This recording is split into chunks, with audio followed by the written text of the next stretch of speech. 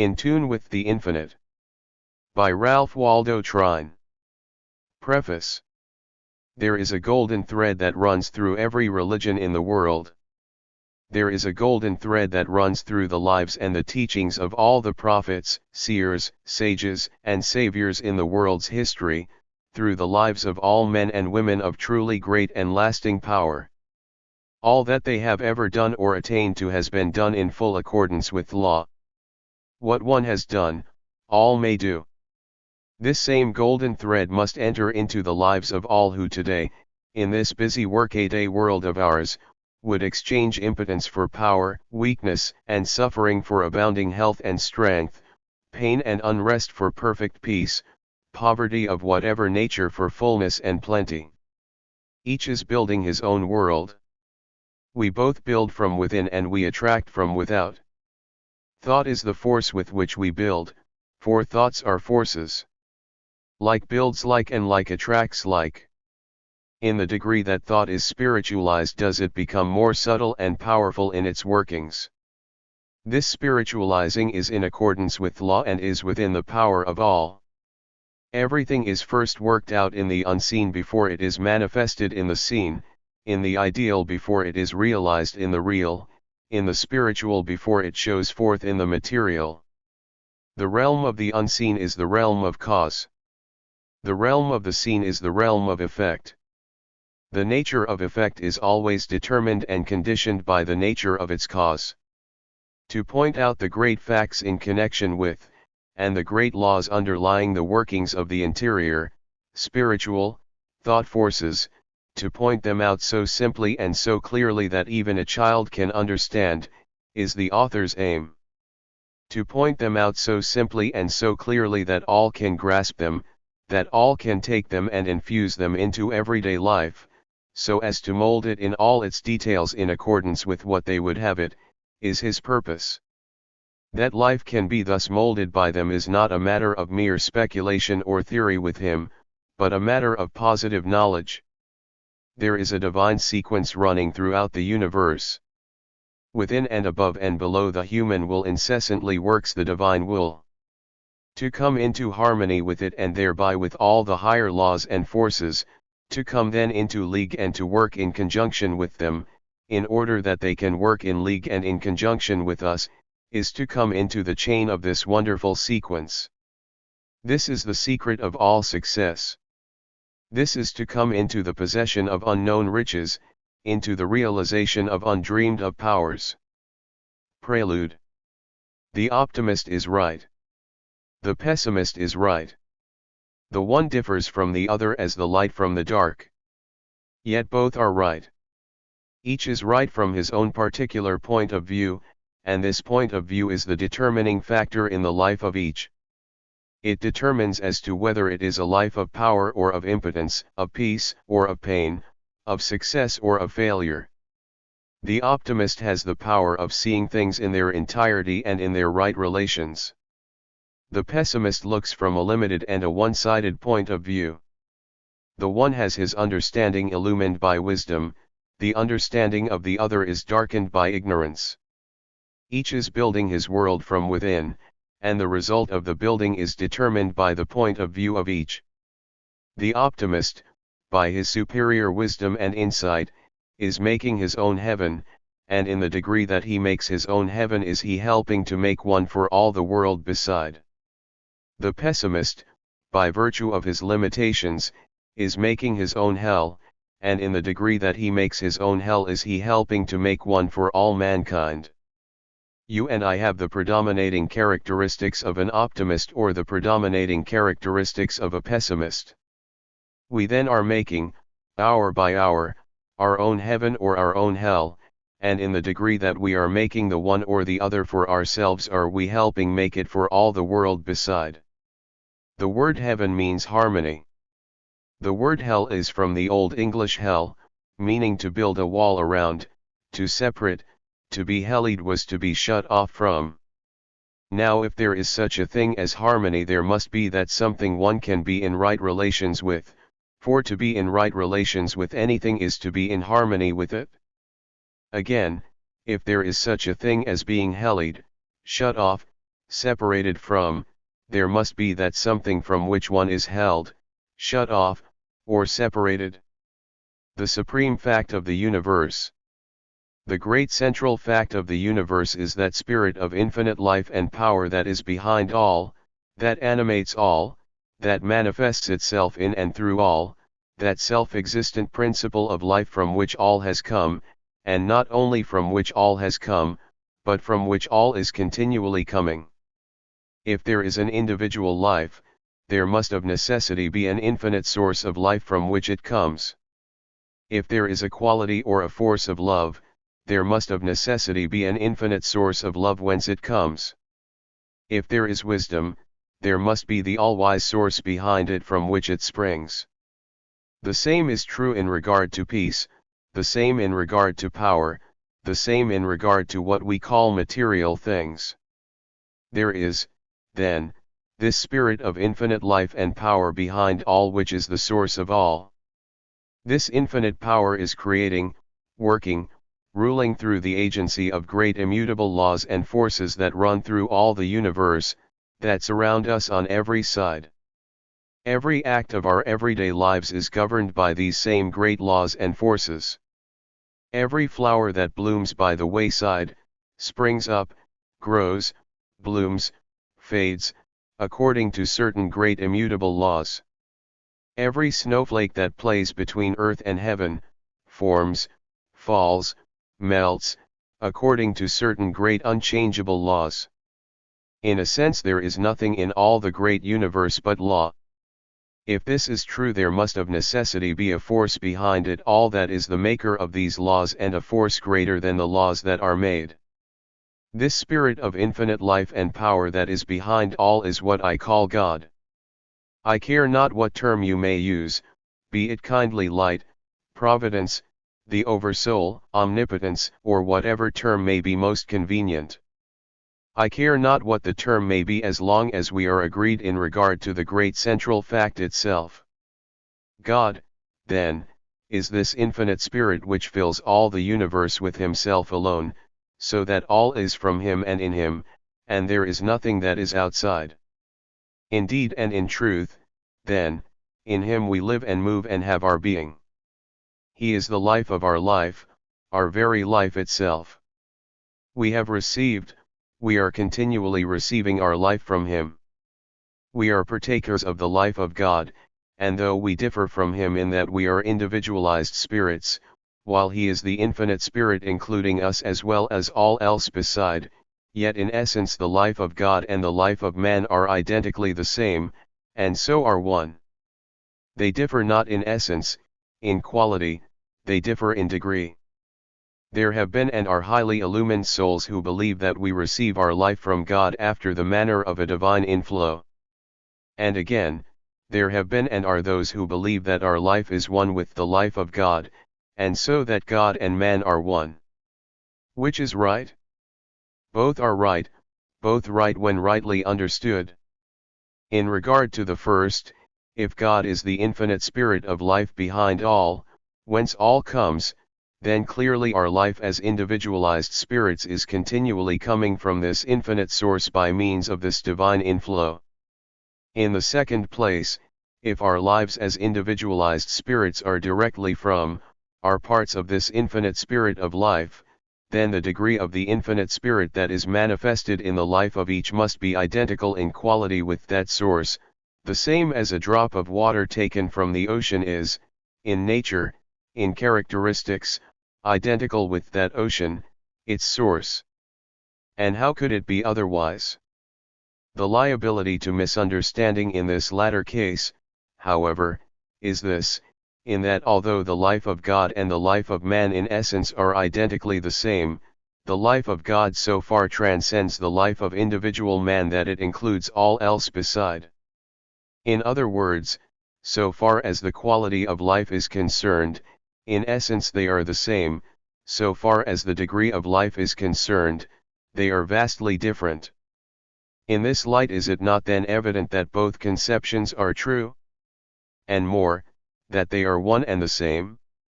Both conceptions may be typified by one and the same illustration. there is a reservoir in a valley which receives its supply from an inexhaustible reservoir on the mountainside. It is then true that the reservoir in the valley receives its supply by virtue of the inflow of the water from the larger reservoir on the mountainside. It is also true that the water in this smaller reservoir is in nature, in quality, in characteristics identically the same as that in the larger reservoir which is its source. The difference, however, is this: the reservoir on the mountainside, in the amount of its water, so far transcends the reservoir in the valley that it can supply an innumerable number of like reservoirs and still be unexhausted. And so in the life of man. If, as I think we have already agreed, however we may differ in regard to anything else, there is this infinite spirit of life behind all, the life of all, and so, from which all comes, then the life of individual man, your life, and mine, must come by a divine inflow from this infinite source. And if this is true, then the life that comes by this inflow to man is necessarily the same in essence as is this infinite spirit of life. There is a difference. It is not a difference in essence. It is a difference in degree. If this is true, does it not then follow that in the degree that man opens himself to this divine inflow does he approach to God?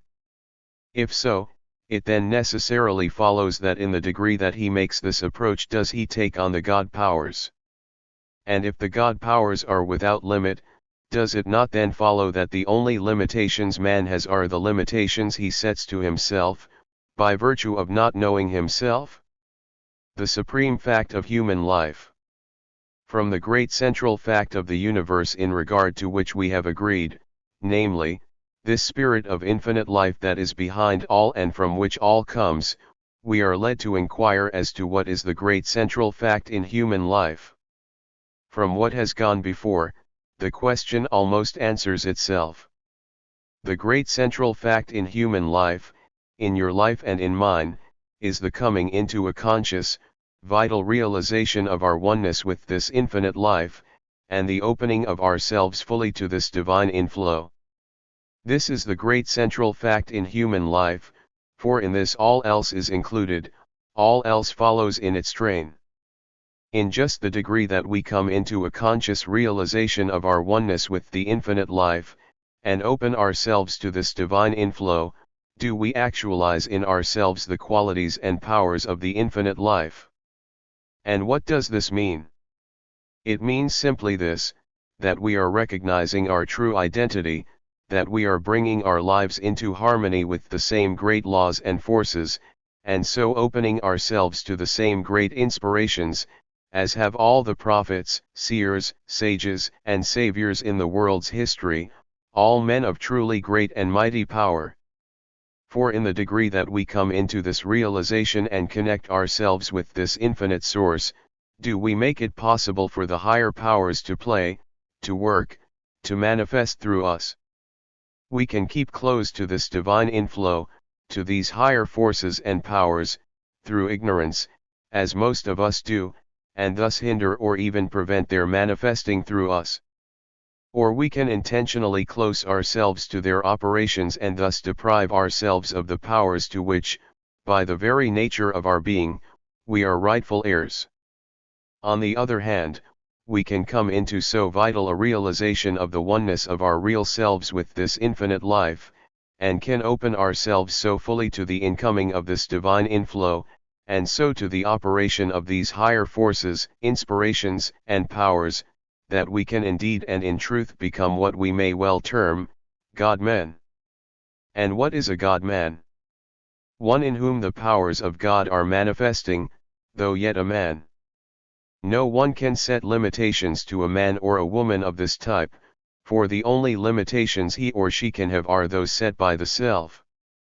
Ignorance is the most potent factor in setting limitations to the majority of mankind, and so the great majority of people continue to live their little, dwarfed, and stunted lives simply by virtue of the fact that they do not realize the larger life to which they are heirs. They have never as yet come into a knowledge of the real identity of their true selves. Mankind has not yet realized that the real self is one with the life of God. Through its ignorance it has never yet opened itself to the divine inflow, and so has never made itself a channel through which the infinite powers and forces can manifest. When we know ourselves merely as men, we live accordingly, and have merely the powers of men. When we come into the realization of the fact that we are God-men, then again we live accordingly, and have the powers of God-men. In the degree that we open ourselves to this divine inflow are we changed from mere men into God-men. A friend has a beautiful lotus pond. A natural basin on his estate, his farm as he always calls it, is supplied with water from a reservoir in the foothills some distance away. A gate regulates the flow of the water from the main that conducts it from the reservoir to the pond. It is a spot of transcendent beauty. There, through the days of the perfect summer weather, the lotus flowers lie full blown upon the surface of the clear, transparent water. The June roses and other wild flowers are continually blooming upon its banks. The birds come here to drink and to bathe, and from early until late one can hear the melody of their song. The bees are continually at work in this garden of wild flowers. A beautiful grove, in which many kinds of wild berries and many varieties of brakes and ferns grow, stretches back of the pond as far as the eye can reach. Our friend is a man, nay more, a God-man, a lover of his kind, and as a consequence no notice bearing such words as private grounds, no trespassing allowed, or trespassers will be prosecuted, stands on his estate. But at the end of a beautiful byway that leads through the wildwood up to this enchanting spot, stands a notice bearing the words, "All are welcome to the lotus pond. All love our friend." Why? They can't help it. He so loves them, and what is his is theirs. Here one may often find merry groups of children at play. Here many times tired and weary-looking men and women come, and somehow, when they go their faces wear a different expression, the burden seems to be lifted, and now and then I have heard them when leaving, sometimes in a faint murmur, as if uttering a benediction, say, "God bless our brother friend." Many speak of this spot as the garden of God. My friend calls it his soul garden, and he spends many hours in quiet here. Often have I seen him after the others have gone, walking to and fro, or sitting quietly in the clear moonlight on an old rustic bench, drinking in the perfume of the wild flowers. He is a man of a beautifully simple nature. He says that here the real things of life come to him, and that here his greatest and most successful plans, many times as by a flash of inspiration, suggest themselves to him. Everything in the immediate vicinity seems to breathe a spirit of kindliness, comfort, goodwill, and good cheer. The very cattle and sheep as they come to the old stone fence at the edge of the grove and look across to this beautiful spot seem, indeed, to get the same enjoyment that the people are getting. They seem almost to smile in the realization of their contentment and enjoyment, or perhaps it seems so to the looker-on, because he can scarcely help smiling as he sees the manifested evidence of their contentment and pleasure. The gate of the pond is always open wide enough to admit a supply of water so abundant that it continually overflows a quantity sufficient to feed a stream that runs through the fields below, giving the pure mountain water in drink to the cattle and flocks that are grazing there. The stream then flows on through the neighbors' fields. Not long ago our friend was absent for a year. He rented his estate during his absence to a man who, as the world goes, was of a very practical turn of mind. He had no time for anything that did not bring him direct practical returns. The gate connecting the reservoir with the lotus pond was shut down, and no longer had the crystal mountain water the opportunity to feed and overflow it. The notice of our friend, "All are welcome to the lotus pond," was removed, and no longer were the gay companies of children and of men and women seen at the pond. A great change came over everything. On account of the lack of the life-giving water the flowers in the pond wilted, and their long stems lay stretched upon the mud in the bottom. The fish that formerly swam in its clear water soon died and gave an offensive odor to all who came near. The flowers no longer bloomed on its bank. The birds no longer came to drink and to bathe. No longer was heard the hum of the bees, and more, the stream that ran through the fields below dried up, so that the cattle and the flocks no longer got their supply of clear mountain water. The difference between the spot now and the lotus pond when our friend gave it his careful attention was caused, as we readily see, by the shutting of the gate to the pond, thus preventing the water from the reservoir in the hills which was the source of its life, from entering it. And when this, the source of its life, was shut off, not only was the appearance of the lotus pond entirely changed, but the surrounding fields were deprived of the stream to whose banks the flocks and cattle came for drink. In this do we not see a complete parallel so far as human life is concerned? In the degree that we recognize our oneness, our connection with the infinite spirit which is the life of all, and in the degree that we open ourselves to this divine inflow, do we come into harmony with the highest, the most powerful, and the most beautiful everywhere. And in the degree that we do this do we overflow, so that all who come in contact with us receive the effects of this realization on our part. This is the lotus pond of our friend, he who is in love with all that is truest and best in the universe. And in the degree that we fail to recognize our oneness with this infinite source, and so close, shut ourselves to this divine inflow, do we come into that state where there seems to be with us nothing of good, nothing of beauty, nothing of power, and when this is true, those who come in contact with us receive not good, but harm. This is the spot of the lotus pond while the farm was in the hands of a renter. There is this difference between the lotus pond and your life and mine. It has no power in itself of opening the gate to the inflow of the water from the reservoir which is its source. In regard to this it is helpless and dependent upon an outside agency.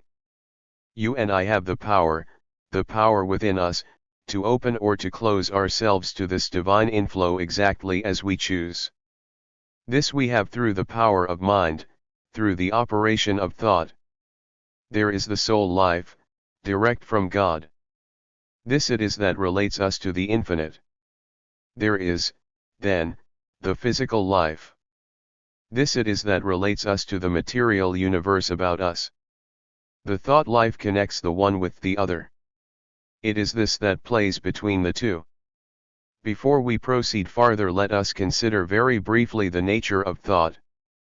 Thought is not, as is many times supposed, a mere indefinite abstraction, or something of a like nature.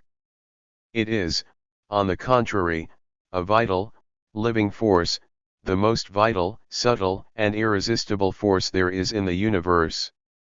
In our very laboratory experiments we are demonstrating the great fact that thoughts are forces. They have form, and quality, and substance, and power, and we are beginning to find that there is what we may term a science of thought. We are beginning also to find that through the instrumentality of our thought forces we have creative power, not merely in a figurative sense, but creative power in reality. Everything in the material universe about us, everything the universe has ever known, had its origin first in thought. From this it took its form. Every castle, every statue, every painting, every piece of mechanism, everything had its birth, its origin, first in the mind of the one who formed it before it received its material expression or embodiment. The very universe in which we live is the result of the thought energies of God, the infinite spirit that is back of all.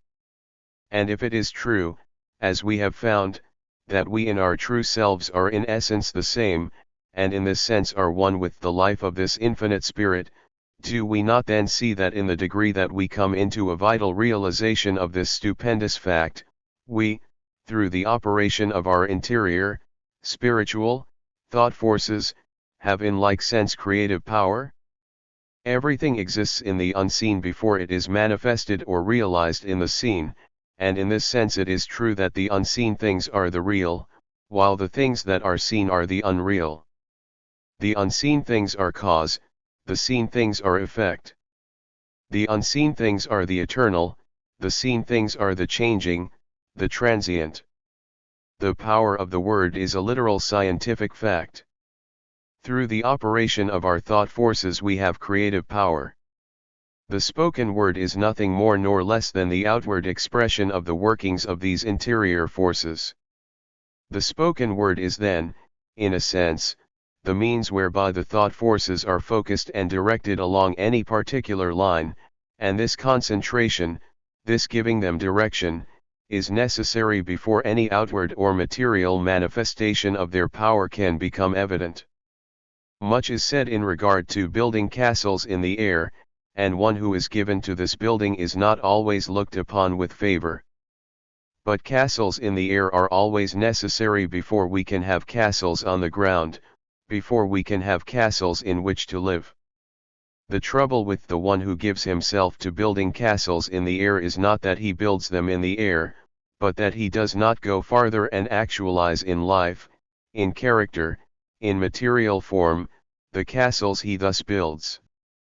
He does a part of the work, a very necessary part, but another equally necessary part remains still undone. There is in connection with the thought forces what we may term, the drawing power of mind, and the great law operating here is one with that great law of the universe, that like attracts like. We are continually attracting to us from both the seen and the unseen side of life, forces and conditions most akin to those of our own thoughts. This law is continually operating whether we are conscious of it or not. We are all living, so to speak, in a vast ocean of thought, and the very atmosphere around us is continually filled with the thought forces that are being continually sent or that are continually going out in the form of thought waves. We are all affected, more or less, by these thought forces, either consciously or unconsciously, and in the degree that we are more or less sensitively organized, or in the degree that we are negative and so are open to outside influences, rather than positive, thus determining what influences shall enter into our realm of thought, and hence into our lives. There are those among us who are much more sensitively organized than others.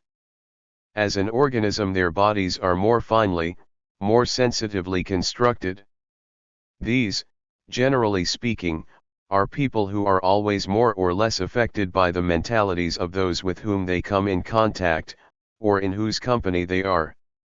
A friend, the editor of one of our great journals, is so sensitively organized that it is impossible for him to attend a gathering, such as a reception, talk and shake hands with a number of people during the course of the evening, without taking on to a greater or less extent their various mental and physical conditions.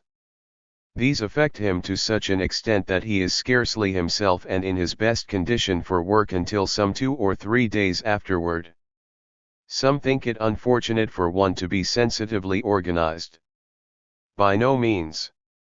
It is a good thing, for one may thus be more open and receptive to the higher impulses of the soul within, and to all higher forces and influences from without. It may, however, be unfortunate and extremely inconvenient to be so organized unless one recognize and gain the power of closing himself, of making himself positive to all detrimental or undesirable influences. This power everyone, however sensitively organized he may be, can acquire. This he can acquire through the mind's action. And, moreover, there is no habit of more value to anyone, be he sensitively or less sensitively organized, than that of occasionally taking and holding himself continually in the attitude of mind I close myself, I make myself positive to all things below, and open and receptive to all higher influences, to all things above. By taking this attitude of mind consciously now and then, it soon becomes a habit, and if one is deeply in earnest in regard to it, it puts into operation silent but subtle and powerful influences in effecting the desired results.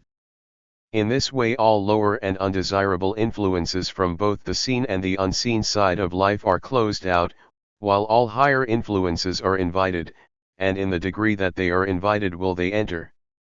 And what do we mean by the unseen side of life? First, the thought forces, the mental and emotional conditions in the atmosphere about us that are generated by those manifesting on the physical plane through the agency of physical bodies. Second, the same forces generated by those who have dropped the physical body, or from whom it has been struck away, and who are now manifesting through the agency of bodies of a different nature. The individual existence of man begins on the sense plane of the physical world, but rises through successive gradations of ethereal and celestial spheres, corresponding with his ever unfolding deific life and powers, to a destiny of unspeakable grandeur and glory. Within and above every physical planet is a corresponding ethereal planet, or soul world, as within and above every physical organism is a corresponding ethereal organism, or soul body, of which the physical is but the external counterpart and materialized expression. From this etherealized or soul planet, which is the immediate home of our arisen humanity, there rises or deepens in infinite gradation spheres within and above spheres, to celestial heights of spiritualized existence utterly inconceivable to the sense man. Embodiment, accordingly, is twofold: the physical being but the temporary husk, so to speak, in and by which the real and permanent ethereal organism is individualized and perfected, somewhat as the full corn in the ear is reached by means of its husk, for which there is no further use. By means of this indestructible ethereal body and the corresponding ethereal spheres of environment with the social life and relations in the spheres, the individuality and personal life is preserved forever. The fact of life in whatever form means the continuance of life, even though the form be changed. Life is the one eternal principle of the universe and so always continues, even though the form of the agency through which it manifests be changed. In my Father's house are many mansions. And surely, because the individual has dropped, has gone out of the physical body, there is no evidence at all that the life does not go right on the same as before, not commencing, for there is no cessation but commencing in the other form, exactly where it has left off here, for all life is a continuous evolution, step by step, there one neither skips nor jumps. There are in the other form, then, mentalities and hence lives of all grades and influences, the same as there are in the physical form. If, then, the great law that like attracts like is ever operating, we are continually attracting to us from this side of life influences and conditions most akin to those of our own thoughts and lives. A gruesome thought that we should be so influenced, says one. By no means, all life is one, we are all bound together in the one common and universal life, and especially not when we take into consideration the fact that we have it entirely in our own hands to determine the order of thought we entertain, and consequently the order of influences we attract, and are not mere willowy creatures of circumstance, unless indeed we choose to be. In our mental lives we can either keep hold of the rudder and so determine exactly what course we take, what points we touch, or we can fail to do this, and failing, we drift, and are blown hither and thither by every passing breeze. And so, on the contrary, welcome should be the thought, for thus we may draw to us the influence and the aid of the greatest, the noblest, and the best who have lived on the earth, whatever the time, wherever the place. We cannot rationally believe other than that those who have labored in love and with uplifting power here are still laboring in the same way, and in all probability with more earnest zeal, and with still greater power. And Elisha prayed, and said, Lord, I pray thee, open his eyes, that he may see. And the Lord opened the eyes of the young man, and he saw, and, behold, the mountain was full of horses and chariots of fire round about Elisha.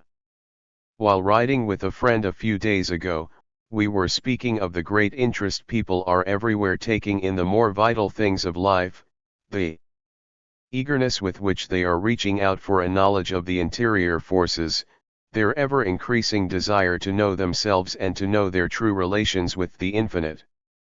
And in speaking of the great spiritual awakening that is so rapidly coming all over the world, the beginnings of which we are so clearly seeing during the closing years of this, and whose ever-increasing proportions we are to witness during the early years of the coming century, I said, how beautiful if Emerson, the illumined one so far in advance of his time, who labored so faithfully and so fearlessly to bring about these very conditions, how beautiful if he were with us today to witness it?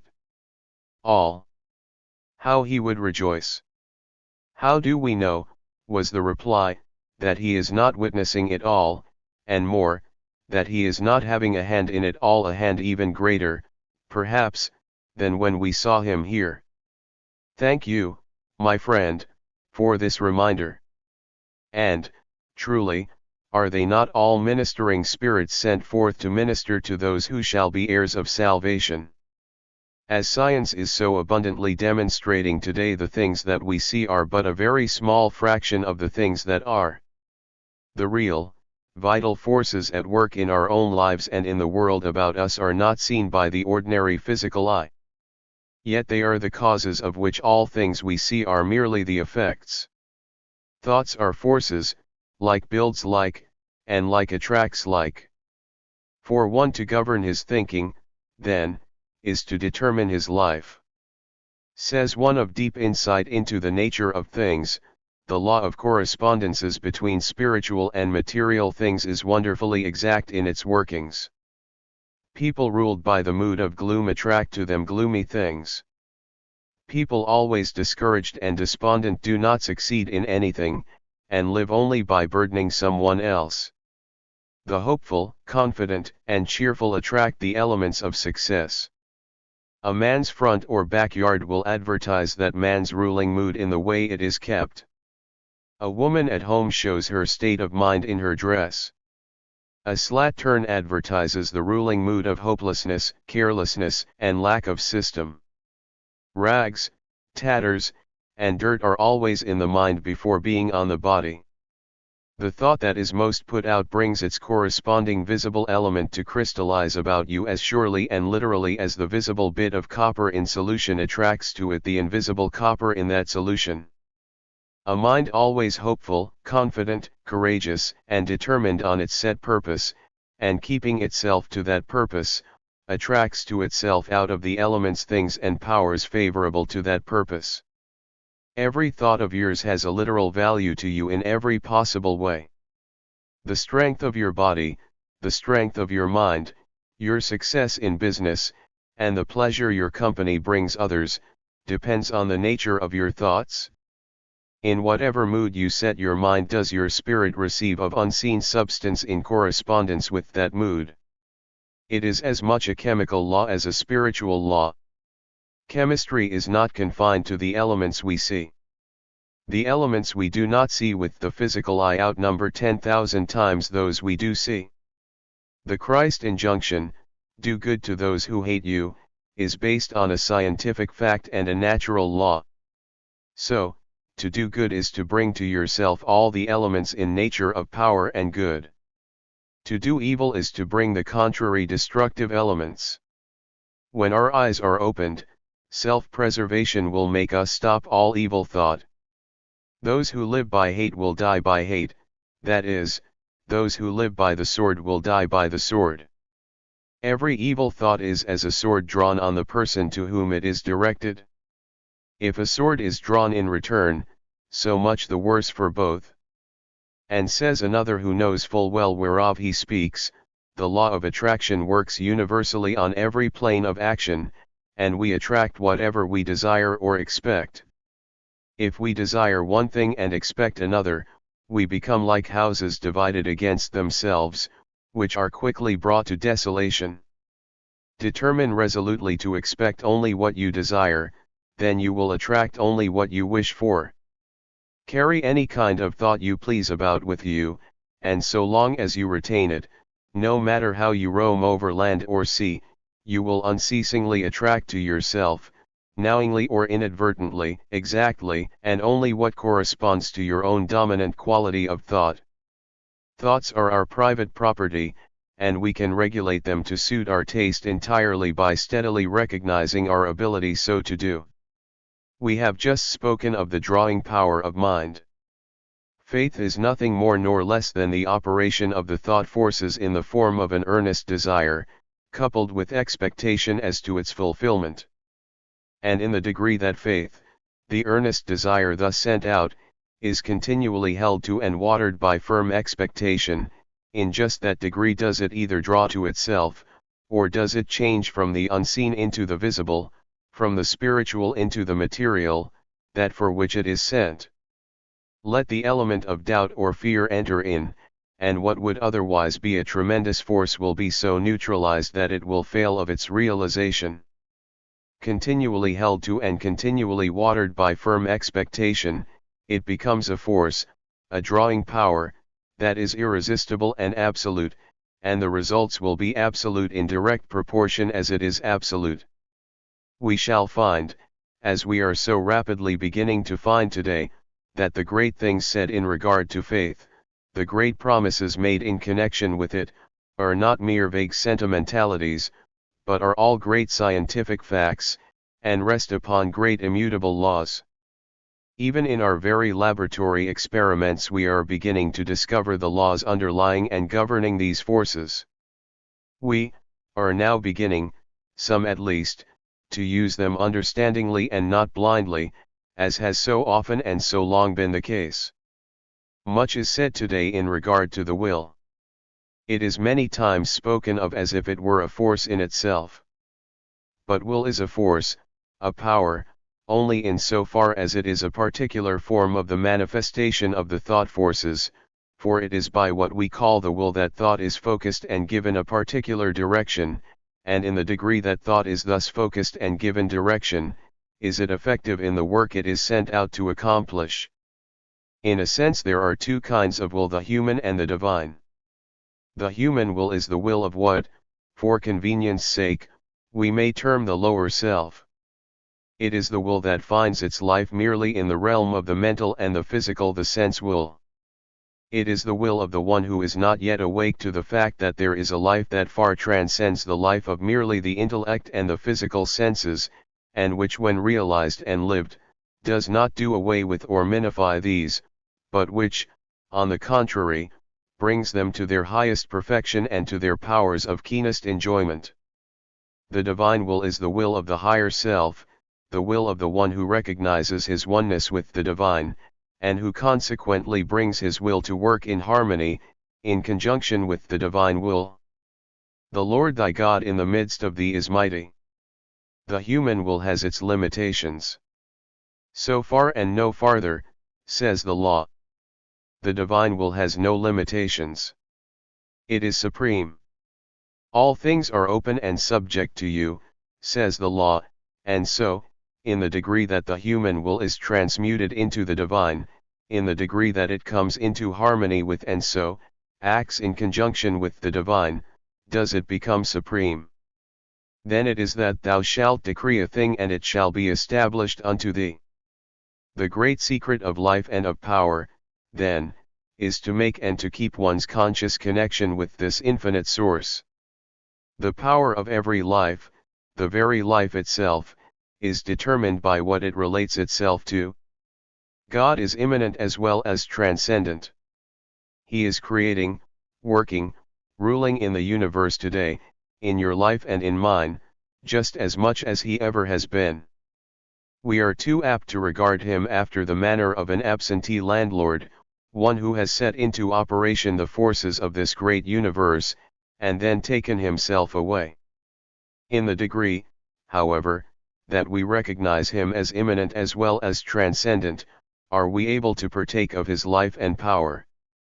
For in the degree that we recognize him as the infinite spirit of life and power that is today, at this very moment, working and manifesting in and through all, and then, in the degree that we come into the realization of our oneness with this life, do we become partakers of, and so do we actualize in ourselves the qualities of his life.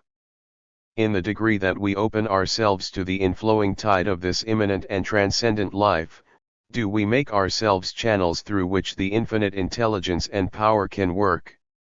It is through the instrumentality of the mind that we are enabled to connect the real soul life with the physical life, and so enable the soul life to manifest and work through the physical. The thought life needs continually to be illumined from within. This illumination can come in just the degree that through the agency of the mind we recognize our oneness with the divine, of which each soul is an individual form of expression. This gives us the inner guiding which we call intuition. Intuition is to the spiritual nature and understanding practically what sense perception is to the sensuous nature and understanding. It is an inner spiritual sense through which man is open to the direct revelation and knowledge of God, the secrets of nature and life, and through which he is brought into conscious unity and fellowship with God, and made to realize his own deific nature and supremacy of being as the Son of God. Spiritual supremacy and illumination thus realized through the development and perfection of intuition under divine inspiration, gives the perfect inner vision and direct insight into the character, properties, and purpose of all things to which the attention and interest are directed. It is, we repeat, a spiritual sense opening inwardly, as the physical senses open outwardly. And because it has the capacity to perceive, grasp, and know the truth at first hand, independent of all external sources of information, we call it intuition. All inspired teaching and spiritual revelations are based upon the recognition of this spiritual faculty of the soul, and its power to receive and appropriate them. Conscious unity of man in spirit and purpose with the Father, born out of his supreme desire and trust, opens his soul through this inner sense to immediate inspiration and enlightenment from the divine omniscience, and the cooperative energy of the divine omnipotence, under which he becomes a seer and a master. On this higher plane of realized spiritual life in the flesh, the mind holds the impersonal attitude and acts with unfettered freedom and unbiased vision, grasping truth at first hand, independent of all external sources of information. Approaching all beings and things from the divine side, they are seen in the light of the divine omniscience. God's purpose in them, and so the truth concerning them, as it rests in the mind of God, are thus revealed by direct illumination from the divine mind, to which the soul is opened inwardly through this spiritual sense we call intuition. Some call it the voice of the soul, some call it the voice of God, some call it the sixth sense. It is our inner spiritual sense. In the degree that we come into the recognition of our own true selves, into the realization of the oneness of our life with the infinite life, and in the degree that we open ourselves to this divine inflow, does this voice of intuition, this voice of the soul, this voice of God, speak clearly, and in the degree that we recognize, listen to, and obey it, does it speak ever more clearly, until by and by there comes the time when it is unerring, absolutely unerring, in its guidance.